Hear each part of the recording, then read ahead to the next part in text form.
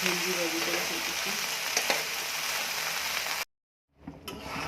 পাট শাক দিয়ে ডাল দিয়ে রান্না করে ফেললাম, চচ্চড়ির মতো বাগার দিয়ে ফেলছি। আসসালামু আলাইকুম সবাইকে, শুভ দুপুর। ছোটো চিংড়ি মাছ দিয়ে যে কুমড়া রান্না করবো, আর এদিকে কুমড়া ভেজে নিচ্ছি। মিষ্টি কুমড়া কিন্তু খুব পুষ্টিকর একটা সবজি। এটা ভিটামিন এ থাকে প্রচুর পরিমাণে। চিংড়ি মাছ দিয়ে রান্না করলে তো ভীষণ ভালো লাগে। আর এটা আমার ছেলে খুব পছন্দ করে, হাজবেন্ড খুব পছন্দ করে।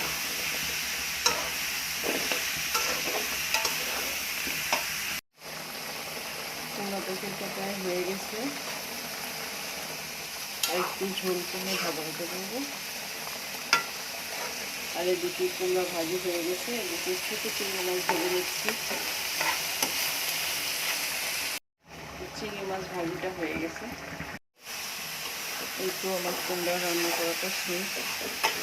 চিংড়ি মাছ দিয়ে কুমড়া রান্না করে ফেললাম। সবাই ভালো থাকেন।